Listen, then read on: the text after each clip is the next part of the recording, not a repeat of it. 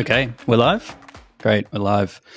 Okay, welcome to Talking Talent. I'm Jay Rusden, Head of Marketing at Video My Job, and we're here live usually about once a month. It's been a little bit of a break before this one for all the employer brand managers and enthusiasts alike, talking about building EB programs, content strategies, and measuring outcomes. So first of all, welcome, Bree. I'm excited to have you on today. First session co-hosting. How you feel? Oh, bit of pressure. Yeah. I'm very excited. We've got an No, awesome guest today too, so it makes it a lot easier. that's it. No, you'll be fine, and yeah, it is a good guess. So why don't we get him on? Warm welcome to Alex Herr, Woohoo! co-founder of the EB Space, EB Storyteller. Hey, good Good morning. good morning, good evening, Yeah. Alex. Like I said before, it's been a big response to this session, so you must be in demand out there. So it's going to be a good session. I think it's got to be the two of you. I'm just here to provide some opinions, and if people love it or love them or hate them, so be it. Oh, please. All right, we've just got a few call outs before we jump into the conversation with you, Alex. So the first one is from my end. We've got at Video My Job, we've launched another program which is called the Collab. So this new program is in addition to Talking Talent, which is all about EB video strategy in particular, hearing from top Video My Job users from the industry.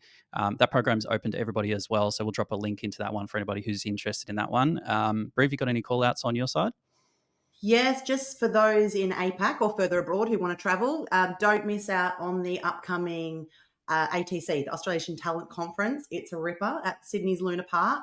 Great learning opportunities and a lot of fun. And I'm looking forward to catching up with you all. Yep, nice. I've got one more last minute edition that just came in yesterday from our friends Cara and Will over at TQ Solutions. They've got employer brand strategy days coming up in the next few weeks across Melbourne and Sydney. Really hands-on and practical, especially good for those kind of TA folks that are kind of building their skills towards that EB space as well. So we'll drop a link for that one as well. So heaps coming up in the next few months for people looking really at networking opportunities as well as the practical kind of skill building side of things. And one last one, anybody who's been to Talking Talent before know our producer Paul loves to pick out the best question at the end of the session. So don't miss the opportunity to ask questions of Alex and Bree, obviously as well. And we're going to give away another copy of James Ellis's book here, another really practical kind of guide and set of insights for people who can build skills. So definitely ask questions and we'll pick out the best one before we finish up the session. So Alex, kicking it off, just for those, seems like said before, based on the response, a lot of people know you in the industry. But for those who don't know you already, I've been told and heard that you're one of the big contributors to a lot of the EB communities around the world globally. Obviously, you're currently leading employer brand at GoDaddy, but also you founded the EB space this year. So it'd be great to share a bit about what you're working on there and kind of what the inspiration was. Yeah. So as you mentioned, done a couple things here in the space. Last 7 years, based out of Austin, Texas, here in the States, but definitely love the global atmosphere and everything that comes with it. So I co-founded the EB space with a good friend Claire D'Souza out of the UK.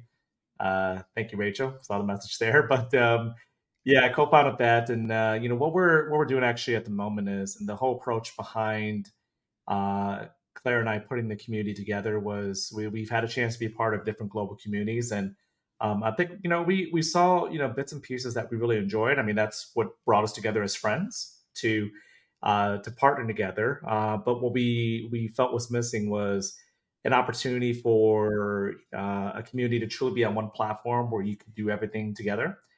So not just the messaging or discussion board type of setup and knowledge sharing, but also where you could do audio calls, video calls. That's still something that we're exploring. We're very new. I mean, we've developed a decent following globally, but I think we have a long way to go. We're building building the plane as we fly it in a good way. I know there's bad ways where people companies are doing that and it's going down. It's not going up. But we're doing that and really trying to extend our reach. I mean, I think we've done a good job where it's not just US or UK focused, where I think a lot of groups are at, but we have a lot of individuals from other parts of the world. so Netherlands, South Africa. We also have in Japan, oh, Australia too. Yep, I was still getting there. But it's a good broad audience and group of members that we have. But to anyone who is on, who's tuning into this or listens to the recording or watches it, feel free to join. We just have a Google form that we use to vet individuals because we want to keep it for practitioners or out in whether you're in house or external. If you're doing the work, we want to build that trust, connect everyone. We have Chatham rules when it comes to that, so we're going to keep everything inside of there. But we do want to grow the industry and help everyone, just knowledge share and learn from each other. Yeah, nice. And I mean, that's the thing I love about, especially over the last kind of few years or so, the growth in the community space in different industries. There's always like it's not competitive. It's more that there's always a unique slice of value to be added and contributed to the industry overall. So I love that you're bringing something new to the table there. Okay, and we'll make sure to drop a link among all the other resources we're going to share after the session today. So yeah, maybe I'll hand to you to kick us off into the topics, Bree. Absolutely. I guess a good segue of the last few years. It's been interesting last few years. And I know, Alex, you and I have spoken a number of times, at least over the last 5 years. And each check-in's been a really different story. I think it's been quite a roller coaster with ups and downs for the employer branding and broader TA industries, really across the globe. I think we've all seen some interesting things happening.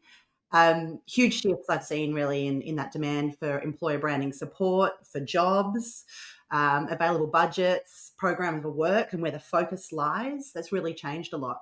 I guess with you being in the US tech market, you've probably seen and experienced the toughest of it all. I guess you and I know that it's absolutely necessary to manage an employer brand reputation in the good times and the bad times within an organisation. However, this experience of what we've seen has really proven that employer branding is still not necessarily seen as business critical in all organisations. So, do you believe this is a result of employer brand not being commercially focused enough? And do you think that's changing? Yeah, all good things to unpack there. And I know, like you mentioned, the last 5 years. I mean, heck, I would say even for us to connect from Austin, Australia, has been wonderful. But we've also had a chance to share, different struggles we have within each region, but also globally. And I would say we've done a good job as an industry to become more relevant. But I think commercializing what we do and why that matters to leadership, to advisors on the board of the companies that run help fund and run the make the decisions for the companies that we get the opportunity to work with. It's a huge thing that I think we're still missing. I think a lot of us are looking at that. I know myself. I'm looking at that too and thinking, okay, how can we truly provide value outside of what we may geek out about in terms of, okay, as practitioners, we can talk about which platforms we're using, tomorrow instead of today, which metrics we may, love more that are relevant to us. But when you give that information, you share that, up the ladder, a lot of that stuff doesn't really matter. I mean, it's great. We can all jump into any employer brand shop and by shop, I mean, take over a team, whatever you want to call that. But you can help out a company. You can easily get the impressions and clicks there. You can increase the amount of visitors that are going there. But how do you make that relevant for leadership to listen to you and to really truly understand that where it has a significant value? Because they don't understand, the CTRs doesn't matter to them, impressions or clicks. Followers are good, but how does that impact them? You have to take that out of our realm of being employer brand practitioners, and it's okay. Are we actually getting people in the door quicker? Are we lowering the time to fill, time to hire? Are we, and then explain, okay, so if you're lowering that, how does that impact them? Well, it's pretty simple. Pretty simple. I say that right in theory, it's simple, but actually putting that into practice is another thing because you can say, okay, we're lowering the time to fill this, your positions, but how does it impact them? Okay, well, if we lower it from 40 days to 30, people are then in turn getting to the positions quicker. So we're saving, recruiters less time. We're saving less, a lot of money on advertising efforts where they can focus on the next requisition.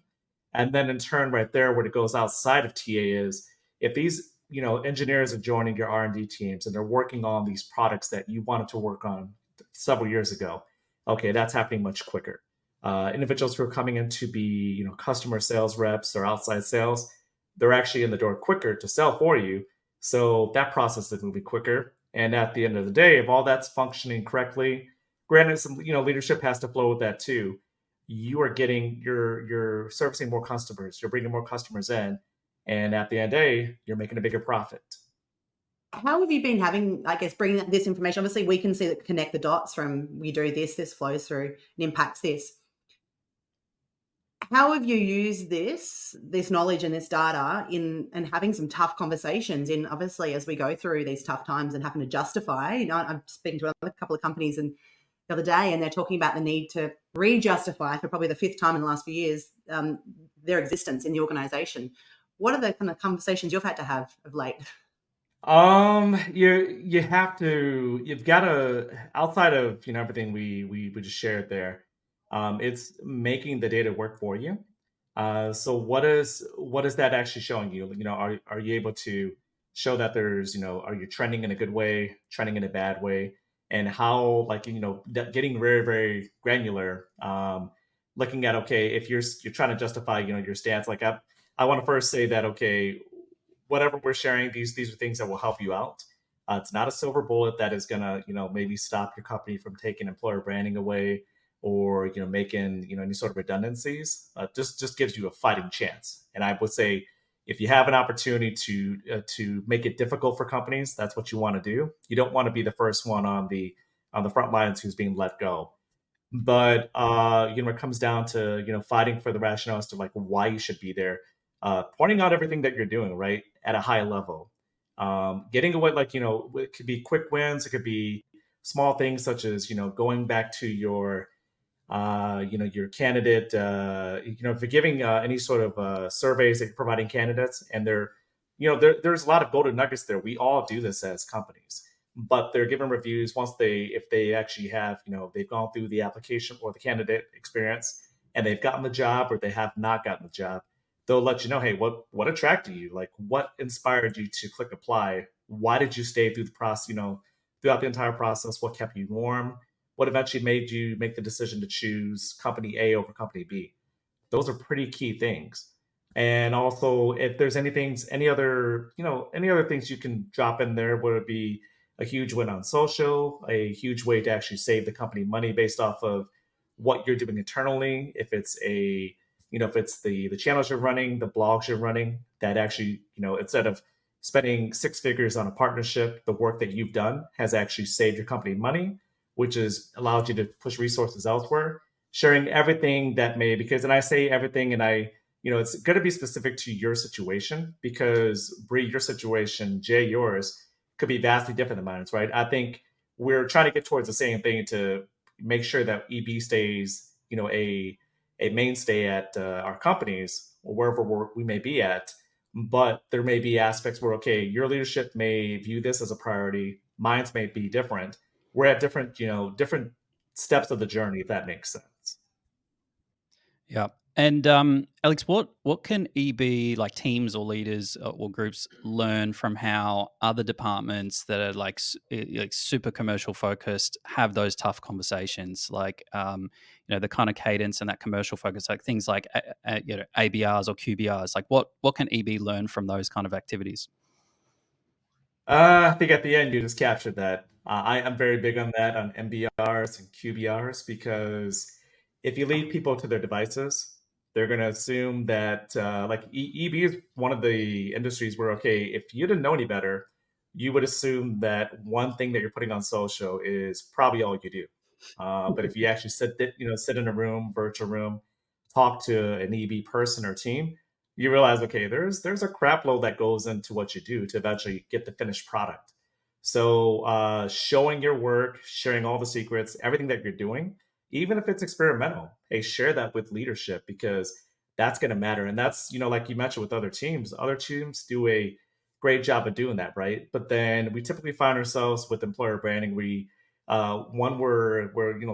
live in a silo because we want to share some stuff, but we're scared that internal comms is going to slap our wrist. Creative team is going to get pissed off because we're using Canva, and the marketing team is afraid we're going to take their jobs or take over the LinkedIn contract that we actually own, right? Because a lot of TA teams actually own that contract, but they're kind of restricted. But you're afraid of these different turf battles, and it's really what you shouldn't be doing. I mean, if you are open and honest, let people know what you're doing. You're actually going to get those other teams who they're more mature. They have things built out.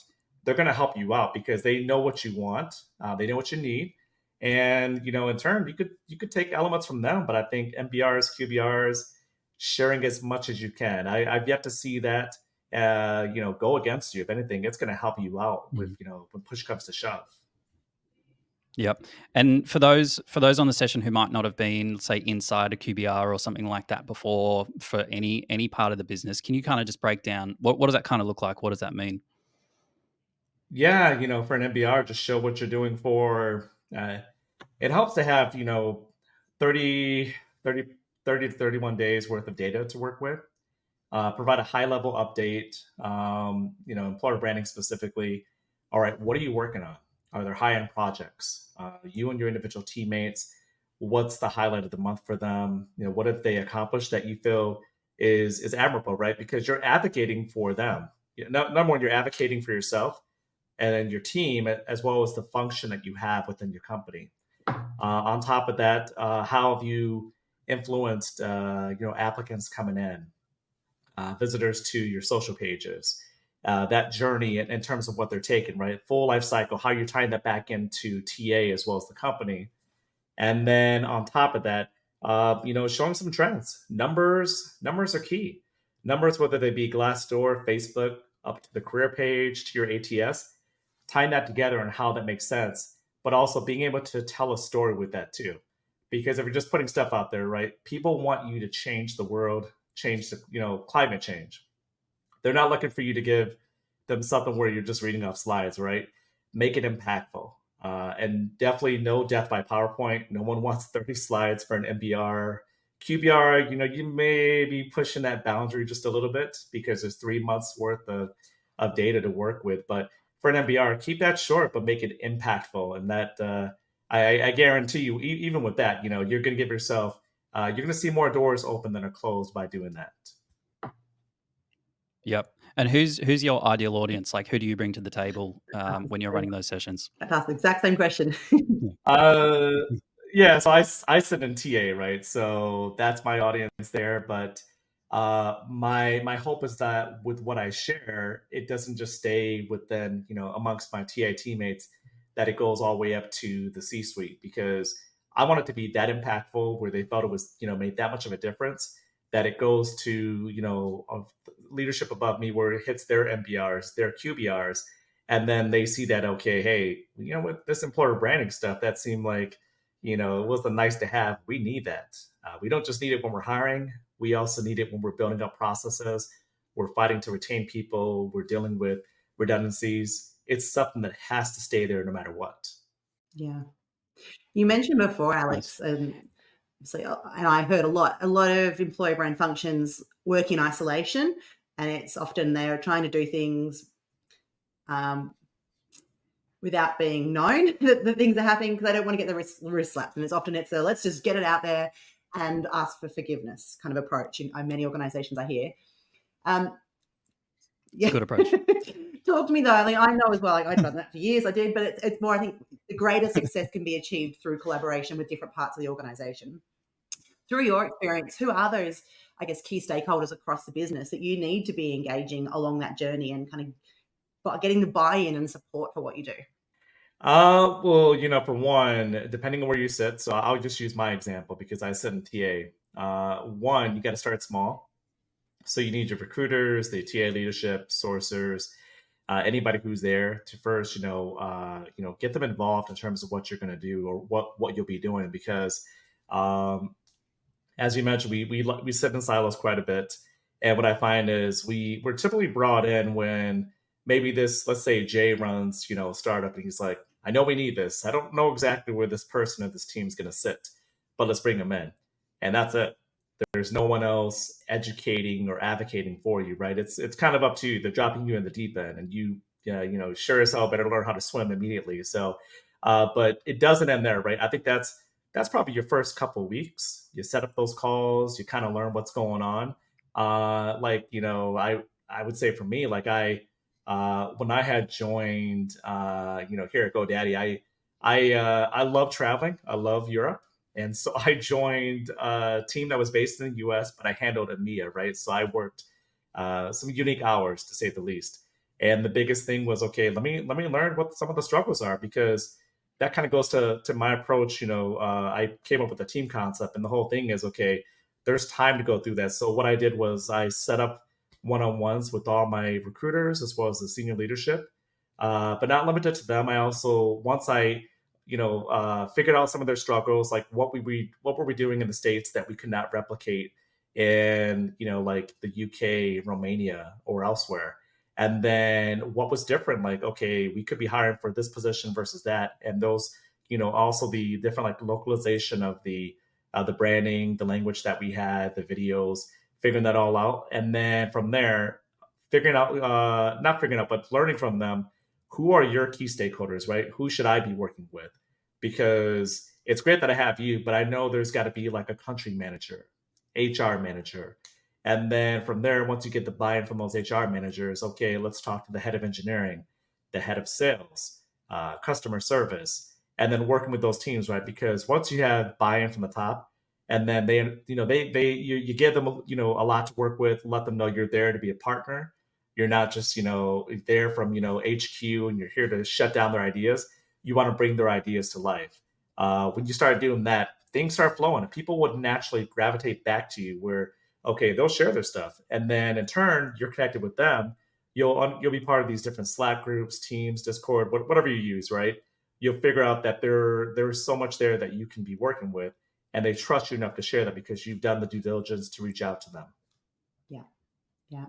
I've also found that I think times of greatest success or real partnership is actually when you're getting those business leaders on board within the critical talent segments, whether it be the chief technology officer or the head of cyber. When you've got them on board, they need this. They're desperate for it, and they're all in support, and often can bring the funding as well, right? Exactly. Yeah. When they see that it can be done a different way, it's changing the thought process, right? Like typically hiring managers just think, okay, it's one and done. They copy this JD, they give it to the recruiter, very little involvement in terms of the intake, and then they push it out to LinkedIn, local job boards. That's it. They're done. And if you show them something as simple as, hey, what? Let me stop you there. Okay, let's do this. I will give you messaging. I'm a copywriter by trade, so I will give you this. I will show you how it should be done. And let's just do this instead. Give it a few days. You share that. You and your teammates share that too, because I have an ends to a mean. Like, I work in recruitment. I'm an employer brand leader. So people are going to know what I'm trying to do, right? I'm telling these stories, I'm amplifying them, but you actually have the network that will help you get the person that you're looking to hire. Because I know developers, I know front end, back end engineers. I don't know them like you do. I can't talk tech stack. And you sharing that has, a bigger impact versus me or 20 other people who aren't really involved with that. Like, we can spread the good word. I think it's going to maybe impact that, but they want to hear from you. They want to hear from the horse's mouth. That matters more to them. And so just calling out for any other, we've had a lot of nice comments coming through, just checking if we've got any other questions, a call out for that. So one kind of final question on this first topic, Alex, is we started to touch on it before around, okay, how to position and add value when hiring slows down, because you were just talking before about getting the right positioning and collaboration with hiring managers and department leaders and things like that. But I know you've got a really nice analogy around this, if you want to share that before we move on to the next topic. Oh yeah, yeah. With teams, is that what you're? Uh, the playoffs. Tell us about the playoffs. The playoffs, which is quite timely. It's all in Australia. It's all the football codes. It's the grand final this weekend. So the playoff analogy, not making the playoffs.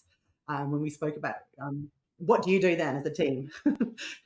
Well, I think that's I'm kind of stumped by that too because that question comes up more than you would think.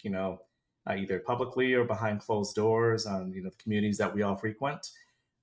There's a lot you can do because people keep thinking that as an employer brand leader or team that your focus should be external, but there's also a little thing called retention and keeping your people there, excited about things, right? So there's opportunities there where, okay, hey, things are slow, maybe build an employer brand toolkit because one of the key things that is picking up steam that Adam Gordon's working on is out of Edinburgh is there is recruiter enablement. Recruiter enablement ties pretty good into employer branding where, okay, so if you have, for employer branding team, if you can help with recruiter enablement tools for your recruiters, when hiring does pick up, that's going to help them be successful. And then along with that, you slide into your employer brand toolkit, which is going to teach them, hey, basically, as much as you can, EB 101, like what's the best way to go to market, how, help them refresh their LinkedIn profiles, help them, work on their personal brands. And that you have the time to do that now when it's slow, right? When things do pick up, then, you're going to be super busy. So the focus really won't be there. But outside of that, it's a great opportunity to capture some content with people who are there. So unless that company's shutting down, right? There's got to be people who are there for a reason. Outside of needing a job, they're let's assume the market's good in this circumstance. They're happy to be there. So okay, let's talk to the director of engineer because he has to know that hiring is going to pick up eventually. So what would you want? Like, how can we set you up for success? So when the virtual doors open for hiring next month, or let's go 2 months out.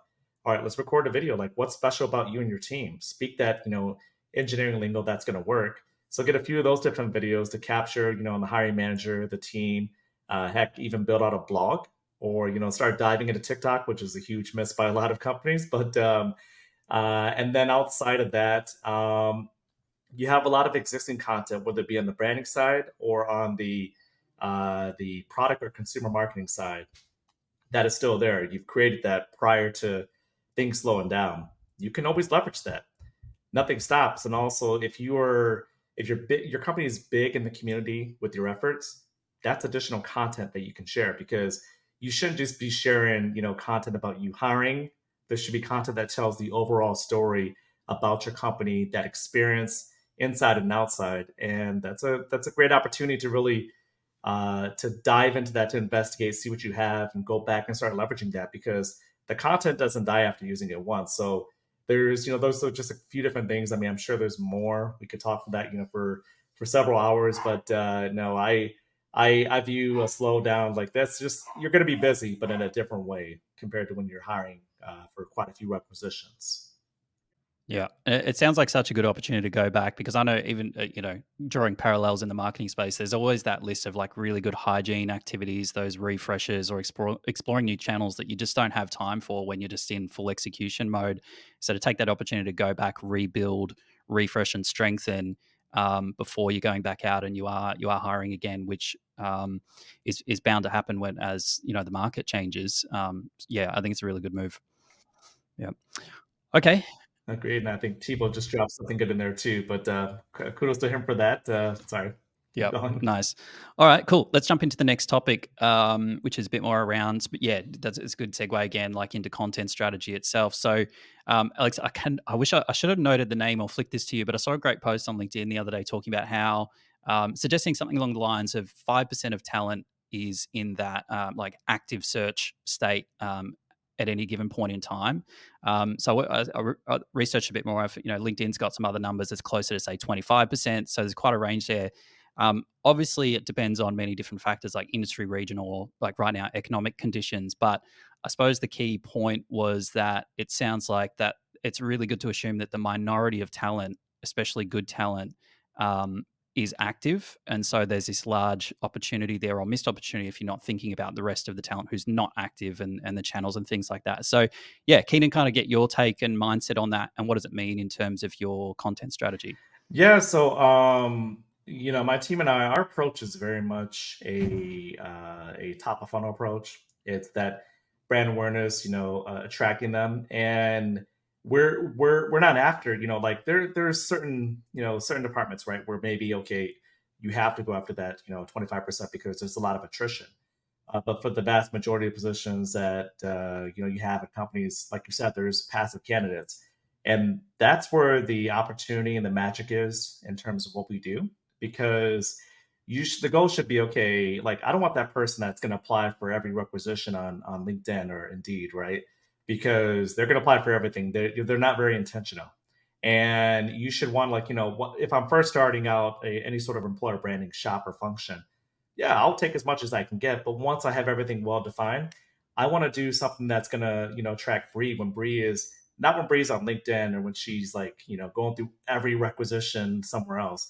It's when she may be on TikTok and she goes through, she goes through maybe some comedy TikToks, and she sees something about, hey, Alex her at company ABCD, and that I'm talking about that, the support I have as an engineer. And that's where, okay, I meet her where she's at, not where I'm putting all my money in terms of recruitment. And she's like, you know what? Actually, I did have a bad day today. And I wasn't going to search, but because I saw this TikTok, I turned from a passive candidate to an active one. I'm going to take an action and do something that is well outside of what I have prepared to do today or even this week. And it's stuff like that, or someone just coming across content that my teammates are sharing, or other individuals. That's where you can really get those, the people who you want to have join your company, because it's the whole thing is really turning a passive candidate into an active one, and finding different platforms and different ways, unique ways of making that happen. Yeah. And if you're not doing, is that a good delineation? Help me understand this. Is that a good delineation between, if you're really just focusing on those active candidates, you're a lot more in the recruitment marketing space, very tactical, versus the rest? Like we say, we're imagine it's the other 75%. We're trying, like you said, trying to bring them over to the active space, that we're doing the true employer brand, like you said, magic. So I don't take so recruitment marketing is a mixed bags, right? So for me, the way I view it is you have your content so under employer branding, you have your content marketing, which is organic, you create everything. Once you push it out at a paid level, that's your recruitment marketing. But then you can have two different approaches for that, right? If you have, let's say, for example, we hire for like a lot of classes at GoDaddy. So with that, okay, we have to go, like, the approach there is, okay, we want to get as many applicants as we can for care positions. However, if it's for the other positions we have on the corporate side and engineering, it's more of a brand awareness play. And yeah, there is a call to action, but it's not where, okay, we're looking for so many applicants. So I would say it's more of a two-pronged approach when it comes to the paid recruitment marketing. Yep. Okay. And yeah, you just mentioned GoDaddy before. Like, is there a couple of examples of the type of content, or that has really landed for you guys and helped you stand out better and motivate those passive candidates? You got a few examples you'd be willing to share? Yeah, the biggest one, without getting too deep into the details. Happy to share if anybody reaches out. But Oh, we want the details. Come on. no, so good friend James Ellis. Outside of just collaborating with him on a few different things, one of the best nuggets that he shared that I think a lot of companies have to get better at is, you could be hiring, but you don't need to say that you're hiring. We've seen success with that in videos, because when you're almost like too much out there. Like the best example that he shared is, when salespeople are trying to sell stuff, they don't have to scream from the rooftops or scream on social media that they are hiring, that they're trying to sell whatever, right? They kind of work their way into that, right? They'll work their way into it with the ultimate goal of selling you on something, but that's not what they're going to lead with. And what we did was switch our focus. So we're, okay, yeah, we know we need to hire people. That's, at the end of the day, we fall into TA. That's what, we have to attract and we have to hire. However, how do we get them? How do we get that person to, be so back to being, passive to active? And it's focusing on, like, what do we can't compete with, like, there's bigger companies who have amazing things that they offer, like, let's say, Meta or Alphabet/Google. But what we offer is unique. So let's talk about the benefits. Maybe, if you're going through something, life changing, what have we done? Can we do we have teammates who are willing to share that? And we can highlight that to, so one, we're amplifying their stories. Two, we're putting that out there to potential, future teammates that would want to join us down the road. And when they see that and resonates for them, they're like, you're not just saying, hey, join our team. We're so amazing, now hiring. That's your call to action, but you don't lead with that. And we found that it's been pretty successful for us. Yeah, and when you say successful, like what's kind of the feedback loop? Where are you looking to determine that this is getting more traction than what the alternative might have been?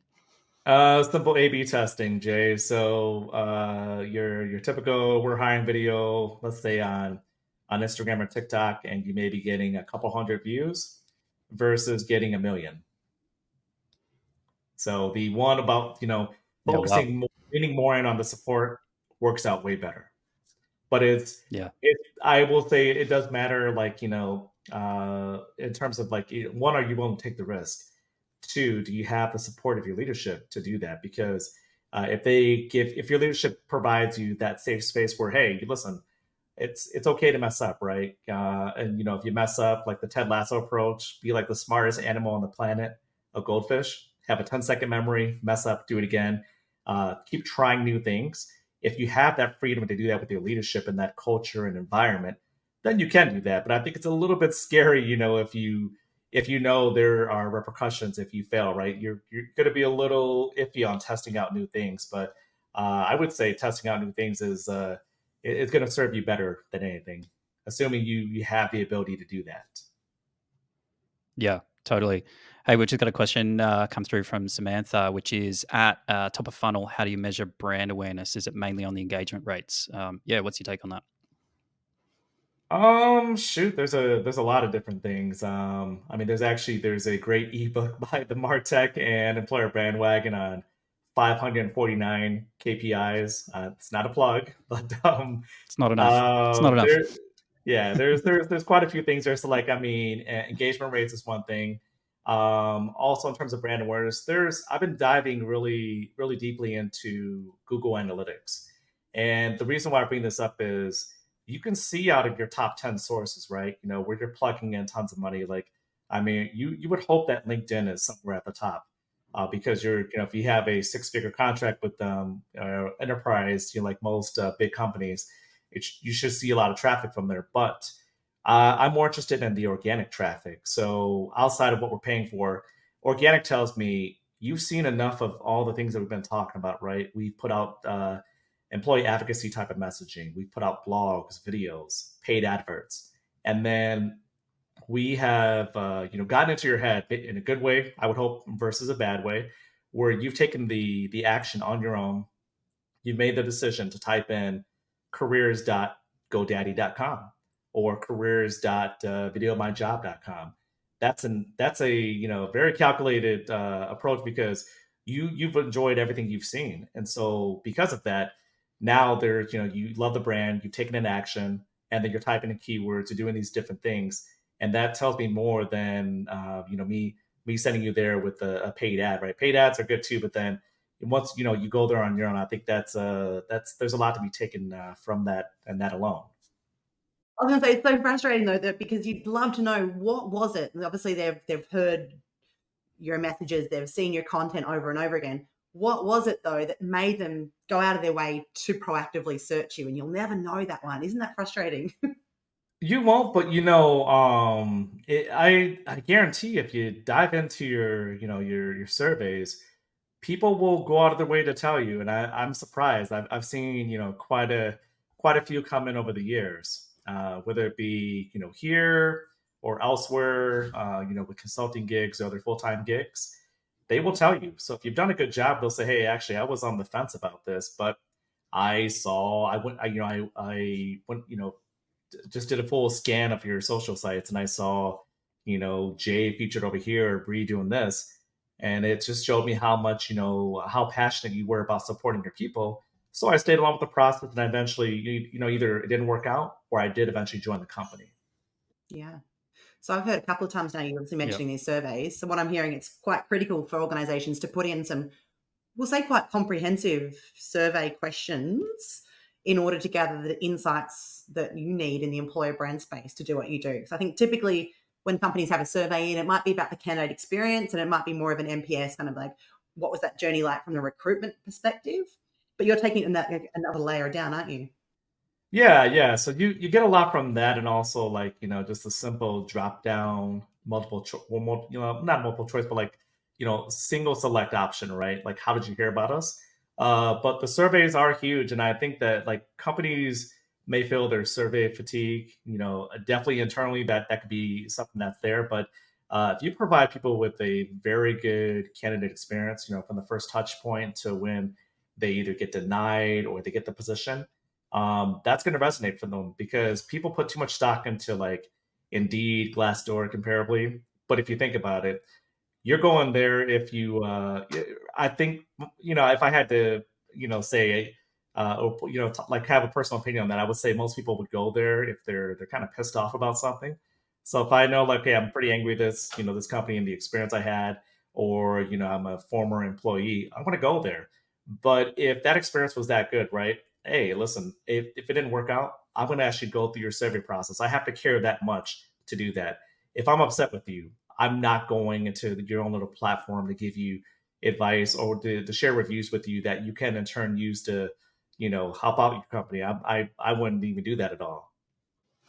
Yeah, I was going to say before, Alex, in response to that question from Samantha about the brand play, and how to measure that, I think you touched on just a really important point there, which I think is easily overlooked for people who don't geek out on this stuff all the time, which is, um, if you, let's say you're running social media focused brand awareness, it's good. I think what you were saying is it's good not to rely on, okay, did we get a click through from that content to the website and that's how we know it's working, because people don't necessarily do that. A lot of people won't click or don't want to click, but they'll go straight over to search when the time is right and search for your brand name specifically because you've educated them on the social media side. So yeah, you kind of touched on it. I just wanted to tease that out a little bit more of not, it's not about getting the click. It's about, well, is it leading to more activity that means they know who we are and they're deliberately looking for us, which search. And then of course that's a good lead indicator. But then obviously the lag stuff, we have to wait, we have to be patient and wait until we're right down the tail end of the conversation to tease out what really made the difference for you.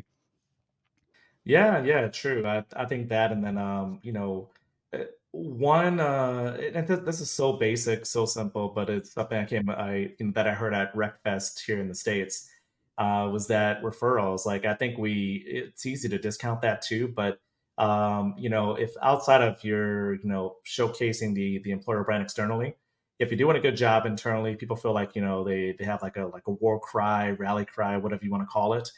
They feel great about the company, great about the brand. They're going to refer people. Hmm. But if you look at that in terms of judging the sentiment, if they don't like what's the direction the company's going in, and they really don't like what's being how things are just going overall, they're not going to refer anybody. So it's something simple that we all have access to, but we really don't put a lot of thought into. Hmm. Okay, cool. Hey, I've got one more question on the content side of things. For you as well. So, Alex, you're talking. You mentioned before around being able to experiment a bit more, being able to try different versions of the story or formats of content, especially around video. So, this one's pretty close to our heart at Video My Job. But yeah, always interested to hear how people think about like the lo-fi kind of easy, cheap, easy, fast to produce type content or employee generated versus the higher end production side of things. So, yeah, do you want to kind of share your thoughts around balancing out between those two? Yeah, so I would say if you are in a situation where you don't have much of a budget at all, right? I think that the lo-fi it's going to be your only option. So finding a way to make that work, dropping some filters in there, some overlay to kind of dress it up a little bit, but still keeping it very authentic. Now, if you have the luxury of having like, let's say, an in-house creative team that does want to help you out, you've extended the olive branch, or they've extended that back to you, I would say. Then okay, like where do you want to use them? Because I wouldn't say you use that team for every single video that you have. Maybe for like the higher end ones, where okay, if you're trying to showcase something that is going to be a little probably played a little more broadly. But if you're doing like simple TikTok or a real or FBIG type of story, then I think it makes sense just to keep that very lo-fi, very authentic. Kind of steer away from prompts and scripts because people will rewrite through that. But it depends where you're at. I mean, I used to be very much lo-fi all the way, but honestly, at the time when I was going through that, I didn't have much of a budget at a previous company, and that was the only thing you had to even work with. But if you got two options, kind of picking and choosing like where you can leverage that team and really where you can do stuff on your own to speak to a specific audience or to use on a specific campaign. Yep. Cool. That's really useful. Really, really good breakdown. Okay. Any other questions for you, Bree, before we jump onto the next one? Oh, I've got it. Look, I'd love to spend time really digging into the sexy stuff, so around TikTok and Insta and the kind of content there. But I wrote down a note for myself here before we touched on it. So the less sexier side around about the data. Obviously, we spoke about commercializing the function and needing to tie what we're doing to tangible business outcomes. Let's face it, no one in TA or HR really understands what impressions, engagement, CTRs actually mean. So how do we make the value of what we're doing more obvious to the business? So like, how do you go from taking these kind of brand awareness metrics and connecting them to actual TA or HR metrics across the employee lifecycle? I mean, I shouldn't say it's simple, right? Because it's you and I have had the chance to do this for many years, so it seems simple, but seeing what you're being tasked with for the year, right? Let's say if the goal is to push more, to get more, individuals within a certain age group or, within a certain type of demographic, if that's the approach, are you hitting that? Is that the goal of the company? Are your campaigns in line with that? Also, if the goal is to, maybe expand, maybe you're moving to a different region that is new, like your company has never been there before. Let's say maybe Canada's probably the worst example, but my wife's Canadian. Let's go with Canada. Let's say you're expanding into Canada, right? And yeah, you maybe have 1 million impressions and X amount of clicks. But so how do you share that with with leadership as to why that matters? Well, okay, prior to the company being there was no presence. You compile everything you've done to bring that market to life with, okay, let's say you did a couple of day in the life type of videos, a couple of blogs. You also worked with some local partners to get everything up and going. And then, all right, go back to your native platforms, the dashboards you have there. So, as you mentioned, Instagram, TikTok, Google Analytics is also a great one to drop into. And have you seen a difference? These tools have a pretty simple functionality with the reporting and their dashboards that do a comparison. They'll do the work for you. So you don't need to calculate this in Excel on your own. So do a quarter to quarter comparison, or you want to do year to year. See what the change was, and then okay, is Canada now like one of your top locations, and what are you getting from that area? And it wasn't and then dial it back down to specific piece of content. Okay, if it's from that, that's working. You've done a good job of meeting that one goal for the company of growing the audience, growing the brand awareness in Canada. So could be Canada, could be India, where your company is focusing at. But then being able to tie it in some shape or form, because back to what you mentioned initially, it's if you're not doing that, and there's so many different ways to do it. If it's strictly impressions and clicks, I think that conversation ends and it like begins and it ends, right? You have nothing else that's going to help you like really share that story, and you're using no data to even to make it go any further. Yeah. So what I'm hearing is, I mean, data is useless unless it's got some context to it. So it's around really understanding what that HR or talent strategy is for the organization and being able to tell a story with that relevant data. So what about more broadly around what impressions you're receiving or traffic you're visiting to your site? If your organization's focused on growing in Canada, then you need to tell the story, I guess, look at that data specifically to Canada and be able to paint a picture of what we're doing here is impacting in this way because of X, Y, Z data points. And in that context, Alex, how how do you kind of break down the funnel side of things? And do all roads lead back to the career site as like a center point? And from there, is it about engagement applications? What are you looking for on the career side of things? But yeah, can you break down the funnel?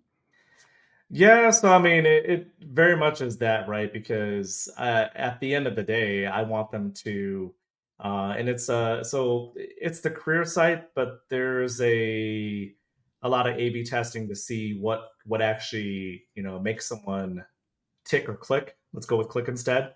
Because if I'm sending them to, so I'm doing all these different things, blogs, videos, adverts on, through recruitment marketing, but I do want to drive them there. So, all right, do I send them to our job description that's part of the ATS? Or so they get right to the point, but they learn nothing about the culture because it's very cut and dry. Or do I send them to the main landing page for the career page where, okay, if there's a lot going on there, I'm likely losing them because they went there for this, but then they got lost in the way. The navigation could completely suck, Mm. and you're losing them from there. Or do I push them to like the search, the jobs results for the search page, and it gives them, let's say, 20 openings. I'm sending them right to where they probably want to be. So ultimately, it's the career page, but I'm honestly, I've been doing a lot of A/B testing in the last couple of years to see, okay, which one works, which one really resonates with them. And I would say it's setting them right to the job description. Unless you have a lot there to work with, you can embed a lot of different things. You're losing people because it's more of a, okay, they're clicking on something to discover, to explore, to really like kind of they're profiling you to check you out, and they don't get much from there. So sending them elsewhere has been more I guess more successful for us and for me. Makes sense, though, right? Some pretty appalling job ads. Sorry, but Yeah. true. Yeah. Okay, and then uh, where do so I've got a couple of other questions here for you as well, which is okay. So if some folks are watching now and they're thinking about how to create the report itself and show some of those results and the commercial value, um, what would be on that page or not be on that page per se? I suppose we did kind of touch on this a little bit more about the MBR or the QBR side of things, but if you're looking more at like a dashboard view, what would you expect to be on that page? Let's see. This is where I'm gonna fall. I'm gonna lean on. And I told Nick Thompson this that I would name drop him here. He's the one that first shared this idea with me. But it's you would share, okay, the start with when you started an advert, like so the first touch point. Drop that into there, as well as the time to fill. Like what were you working with initially, and then like how much was spent. That goes into that, and then grabbing all of that together and then seeing how much how much you saved and how whether it be in terms of saved in terms of the amount of days that were saved to bring the person in, bring the individuals in, and then and there's a little more that goes into the math. Sorry, don't have it right here right off the top of my head, but and then showing what you were able to help the company save as well as how much they were able to it could be certain situations where they actually brought in some sort of profit due to that, or more clients, customers, patients, whatever the scenario may be. But just putting I guess the long and short of it all, just putting more like clear cut data out there right away for them to look at. But then with the whole sorry, and I know we kind of got caught off in between, but what I was referencing with Nick Thompson is it's really a matter of just like showcasing how you're making that big impact. But then again, it's putting into practice is going to be unique to each and every person and company. Yep. Yeah. But kind of what it sounds like you're summarizing there is, again, it's like following that line of conversation of, you're not leading with this is how many impressions and clicks and all these things. You're cutting straight to those kind of TA or recruiting metrics up front, and how are we adjusting those as a result of this investment in this activity, right? Yeah, because it's definitely that, and like what I'm looking at specifically to the scenarios that I'm working with is I'm very big on employee advocacy. So it's taking bits and pieces of like the time to hire, time to apply. And okay, through our efforts as a team, not just within TA, but other teams, is that impacting the time to fill? Because if it is, that's something where I can show that to leadership and say, hey, listen, actually, due to what we're doing here, we spent X amount of dollars on this platform to help amplify our, our messages and to share our hiring efforts and different stories. And it's actually, we saved money with, so by doing it there, and we only paid, let's say, a couple $1,000s. We've surpassed that with earned media, which is the posts that our people are sharing, the likes, the shares. They're all quantifiable. And then from there, looking at, okay, we actually have minimized our dependency on, let's say, LinkedIn, Indeed. We've taken away from that and localized job boards. Mm-hmm. And using this one source, which is our number one source, our people, has saved us money, got people in the door quicker, working on projects. Uh, that's that's where I think there's a huge win. There's a huge opportunity. Haven't quite solved that yet, but that is something that I am working on at the moment. What I'm hearing is we need to be set up to be able to track all this, right? Like this is so critical. And us to tell this story, to paint this picture of this impact, we need to make sure that all of our digital touch points are set up and optimized for conversion, but then also that we've got the right tools to track that journey. Otherwise, it's kind of really hard for us to tell that story, right? Yeah, it is. And I mean, you can, I think in the perfect world, right? We have everything is trackable from the first touch point to when they either get DQ'd or they get hired. But without having that, which a lot of companies don't, you can use something as simple as UTM tracking links.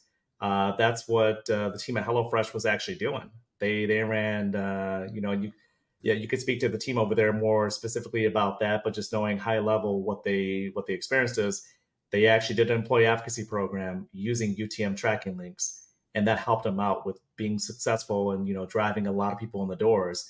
And it's a very simple tracking option that ties automatically back to Google Analytics. As long as you just use your login, gives you everything there on the dashboard. But it's like one of many things, like you mentioned, Bree. Like if we could track everything and have all the data points there, that would be the ideal state. But I understand that each person, each company is not quite there yet. Yeah. Okay, cool. We're coming up on the hour, so yeah, that pretty much brings us to the end of the main topics. Some really great insight there, Alex. That was so cool. We will jump into just the last final topic here, which is the follow-on question. So, as you know, the end of each session, we get the guest to leave a question for the next guest. Funnily enough, it was actually Bree was our last guest before she came on to co-host. So it's going to be a little video of Bree with her question that I don't think we knew it was Did we know it was Alex at the time? No, we hadn't locked it in. I don't think we knew. So could be a little bit left field for you, but we're gonna play that question for you now and get your response, and then we'll get your question for the next guest.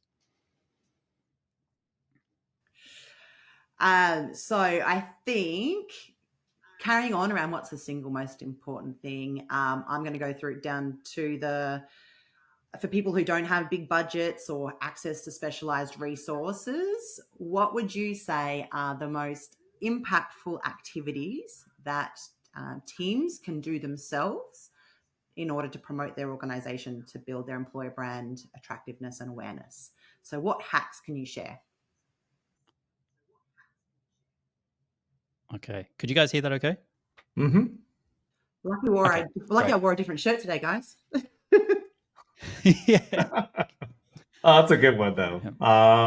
Yeah, I feel like you kind of put that on a silver platter for me because I think uh,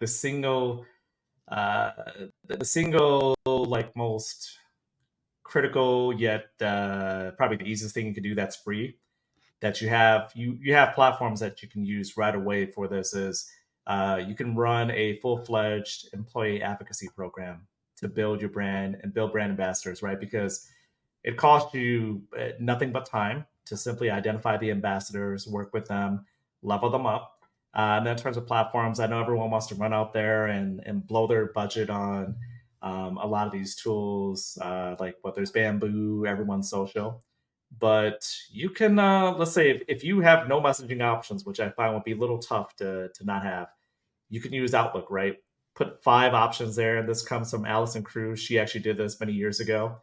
5 options, a lot of hand holding, show them how to tag, put how to tag a company, how to drop hashtags, a proper link, UTM tracking link preferably, and there you go.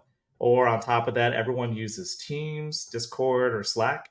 You can create a channel that focuses on that. And we actually did that same thing here at GoDaddy. It was focused on EB, and we built it up until when we decided to eventually use a vendor to do that. But it can all be done in house. A lot of hand holding, but you will get a lot out of that return, and really just grow your employer brand by using your people. Not a whole lot of money has to go into that at all, if anything. Great. Thanks, Alex. And then, so we've got what's your question for the next guest? I think we're working on getting Rachel Kennedy. I think you know Rachel. So we're working on getting Rachel Kennedy fully booked in. I think she's on the session today as well. So she'll get a head start when you share your question today. All right. So I think Bree had a good one there, but for me, it would be, what do you wish you knew about employer branding that you didn't know before you got into it? Okay. It's very, very open ended. All right. Look forward to hearing that one from Rachel next time. So, okay, that brings us pretty much to the end of the session. Thanks again, Alex. Thanks, Bree, for co-hosting. It's been good, and we look forward to having you on again for the upcoming sessions as well. But actually, sorry, Paul's just reminded me we've got to do the giveaway for the best question. So, Paul, have you got you want to put up the best question? And we're going to send the book out.